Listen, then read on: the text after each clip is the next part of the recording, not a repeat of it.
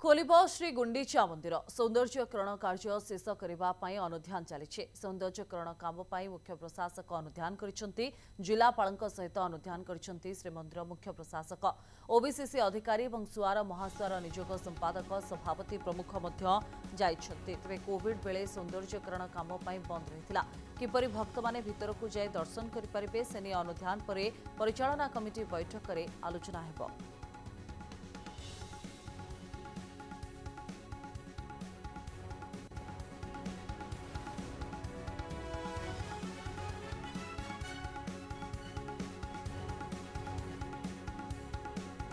अधिक आलोचना सीमांचल पाढ़ी आम सहित जोड़ी सीधा सड़क भाव में सीमांचल सौंदर्यकरण काम जो आरंभ होता शेष करने ये अनुधान वर्तमान समय कथा कहुच्छी कौन अनुधान कर विशेष भाव में कौन व्यवस्था रहिबो।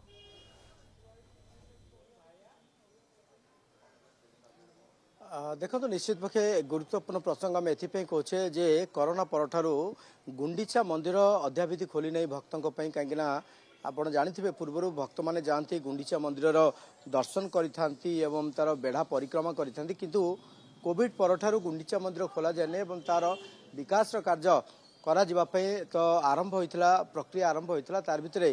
केते कार्य सरी कौन सरी कहीं आम जाने पूर्व गजपति महाराज अनुधान करते गुंडीचा मंदिर जो विकास काम को लेकिन आज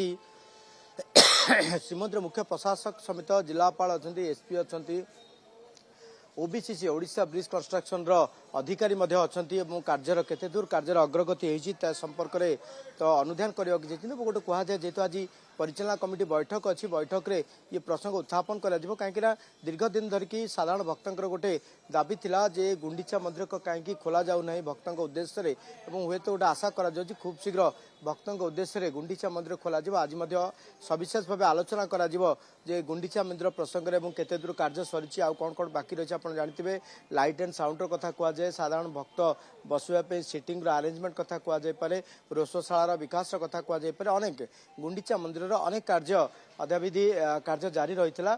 जितेबाला परिकोण प्रकल्प कार्य कर समय गुंडीचा मंदिर विकास कार्य आरंभ होता तेज आज तो की कार्य शेष होबे सर भक्तों को गुंडीचा मंदिर को छड़ा कहीं दीर्घ वर्ष देखी गुंडीचा मंदिर भक्तों उद्देश्य बंद रही किसी श्रद्धालु अच्छा से प्रतिक्रिया नेबा चेष्टा करवा तो दीर्घ दिन धरिकी जेहेतु गुंडीचा मंदिर बंद रही तार भितर भक्तों अपेक्षा थिला जे गुंडीचा मंदिर केबे खोलिबो एवं साधारण भक्त दर्शन करेंगे कहीं समस्त इच्छा थाए पुरी आसिले महाप्रभु को दर्शन करने सहित गुंडीचा मंदिर दर्शन करते गुंडीचा मंदिर में पार्श्व देवादेवी दर्शन करते जेहेतु दीर्घ दिन धरिकी गुंडीचा मंदिर बंद रही साधारण मन में गोटे दुख जे आपण मैंने गुंडीचा मंदिर दर्शन करने जाती जेहेतु दीर्घ दिन धरिकी बंद रही मन भितर केते क्षोभ रही खूब शीघ्र खोलिबार आवश्यकता रही निश्चय आवश्यकता रही बहुत दूर लोक आसुँच दर्शन करने से देखुं मंदिरटा बंद अच्छी एत पैसा खर्च कर मनोभावटा भांगी जाऊँगी गोटे शीतस्थली से मन गोटे भांगी जबार बहुत से मन दुखरे जाऊँ खूब शीघ्र खोलिबा दरकार आज्ञा यही जिनटा तुरंत सरकार केमती तदंत करके खोला जाऊ निहाती देखो आम श्रद्धा प्रतिक्रिया नौले जेहेतु अनेक श्रद्धा आसी था दर्शन करने देखूँ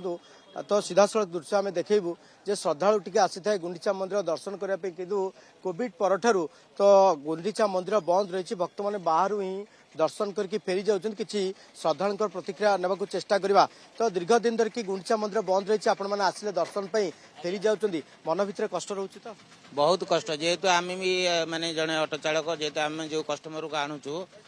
बर्तमान आम बुझेबा बहुत भी कष्टकर होता जे आज आम भी मंदिर खोला द्वार देखिकी बहुत आनंदित होती भक्त जो आतर को जाना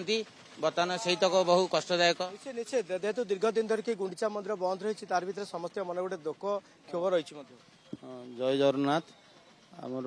गुंडीचा मंदिर बहुत दिन है 3-4 वर्ष है बंद हबार लोक मैंने असुविधार सम्मुखीन होती बहु भक्त पर्यटक आसिक फेराफेरी करके खोलिले भल हाँ जय जगन्नाथ निश्चित भाव देखते आम प्रतिक्रिया नौले अनेक श्रद्धालु प्रतिक्रिया नौले स्थानीय बासिंदा प्रतिक्रिया नौले समस्त गोटे कथा रोचे जे गुंडीचा मंदिर भक्तों उद्देश्य खोल जाऊ दीर्घ दिन धरिकी बंद रही कोविड परठार बंद रही जो उन्नयनमूलक कार्य कर शीघ्र सरिबा दरकार पड़ी कहीं अनेक कार्य असंपूर्ण भाव पड़ रही है से कार्य केबे सर गुंडीचा मंदिर जो कम करा से कम केबे सर ताकू आज अनुधान करने को श्रीमंदिर मुख्य प्रशासक जिलापाल एसपी ओबीसी अधिकारी एवं श्रीमंदिर जो उन्नयन अधिकारी मैंने अच्छा समस्ते आज जाइए अनुधान करने तो आशा करा खूब शीघ्र गुंडीचा मंदिर खोल भक्तों उद्देश्य बोली तेज देखा आज परिचालना कमिटी बैठक में कौन निर्णय और निर्देश आसूची गुंडीचा मंदिर को नहीं से समय को समस्त अपेक्षा रही। धन्यवाद सीमांचल बहुत बहुत धन्यवाद आपनकर तमाम आलोचना पाई।